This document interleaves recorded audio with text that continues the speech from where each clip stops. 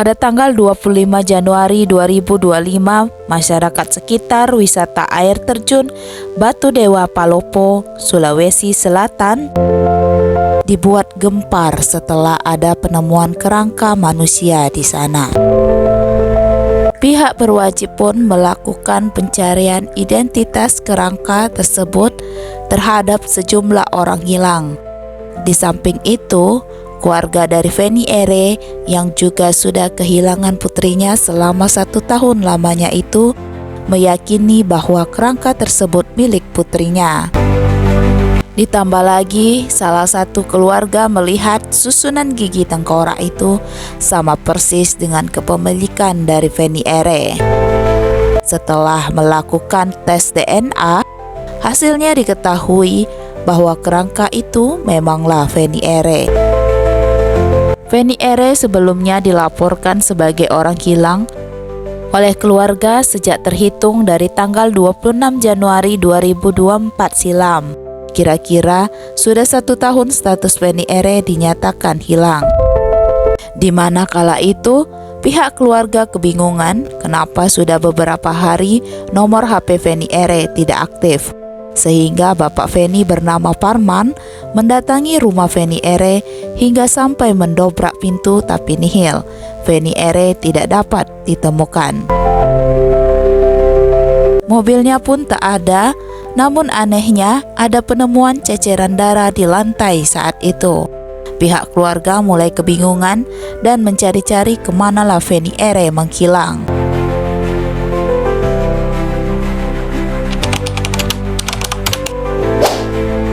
Feni Ere saat ditemukan kerangkanya berusia 28 tahun. Ia kelahiran tahun 1997 dan tinggal sendirian di rumahnya di Jalan Pongsipin, Kelurahan Mungkajang, Kota Palopo. Sedangkan keluarganya tinggal di Kabupaten Luwu Utara. Sehari-harinya ia bekerja sebagai sales konsultan Honda wilayah Sanggar Laut Palopo. Ia memiliki akun Instagram bernama Feni Honda yang memiliki jumlah followers 1000 lebih. Dalam aktivitas media sosialnya, Feni kerap kali aktif membagikan gambaran-gambaran terkait di mana ia sedang bekerja, foto bersama para pembeli, bahkan promosi penjualannya. Ia dikenal sebagai sosok yang sudah mapan dan sukses secara material. Untuk mengetahui kisahnya lebih lanjut, yuk kita masuk ke jalur cerita.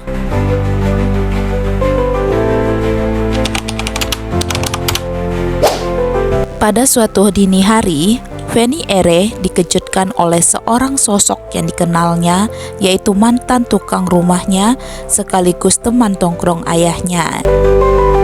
Ia menerobos masuk ke rumah tanpa izin ataupun permisi. Feni pun kaget bahwa ia sangat lancang dan ingin memperkaosnya. Feni yang sangat membenci perilakunya itu kemudian sontak berteriak, berontak dan melakukan perlawanan serta pergi keluar rumah untuk meminta pertolongan.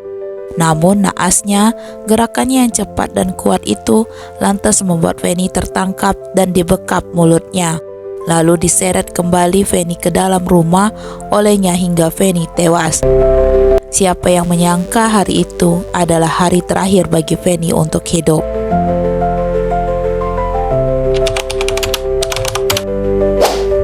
Sosok pelaku yang tega membunuh Feni Ere bernama Ahmad Yani.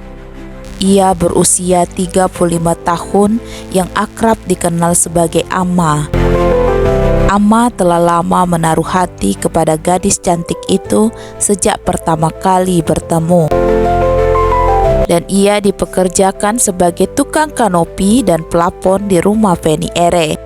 Ia juga berniat untuk membawa kabur Feni dengan perasaan sukanya yang ada.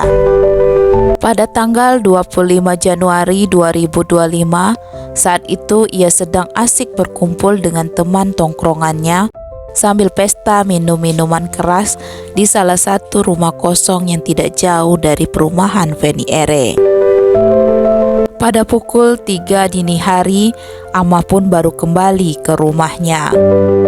Entah kenapa ia tidak bisa tidur dan selalu terbayang-bayang dengan perasaannya terhadap Fanny. Ia yang mengetahui pasti bagaimana kondisi rumah Fanny, kemudian meluncurkan aksinya untuk pergi ke rumah Fanny. Hingga kala itu, ia menunggu sampai azan subuh untuk datang ke rumah Fanny agar tidak ketahuan orang lain. Saat subuh tiba, ia pun mengendap-endap masuk melompati tembok WC dan langsung masuk ke rumah Fanny, lalu berjalan menuju kamar Fanny. Dikarenakan kondisi lampu menyala terang, Fanny pun akhirnya melihat dengan jelas dirinya. Spontan Fanny pun berusaha cepat untuk menutup kamarnya, namun sia-sia. Ia dengan cepat meraih pintu sebelum Fanny bergerak. Setelah ia berhasil masuk, Fanny pun diperkosa.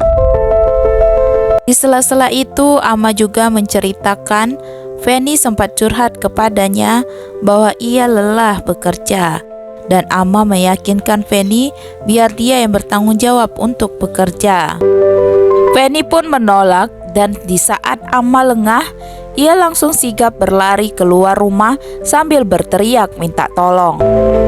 Namun, lagi-lagi Fanny gagal dan tertangkap kembali hingga diseret ke kamar.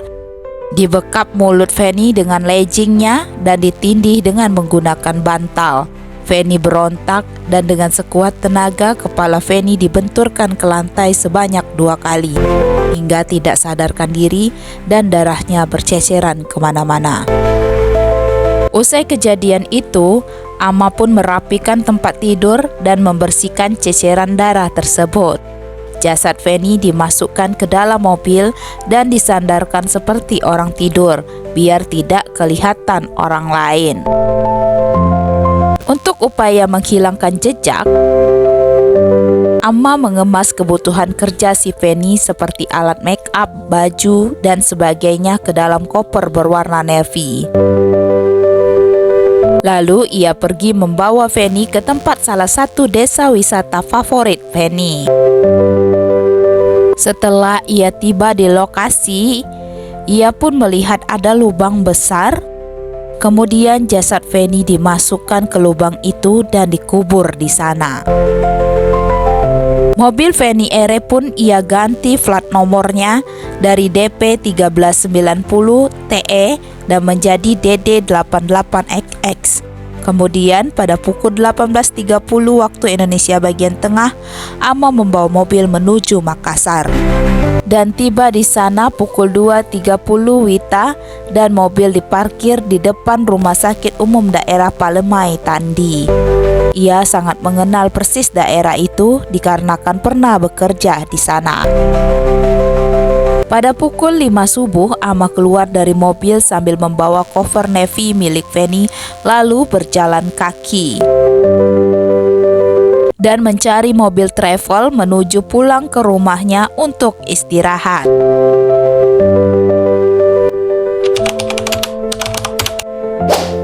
Berdasarkan beberapa fakta setelah dilakukan kepada 25 saksi, polisi membagi menjadi 4 klaster saksi, yaitu keluarga, teman, kekasih, dan masyarakat atau komunitas.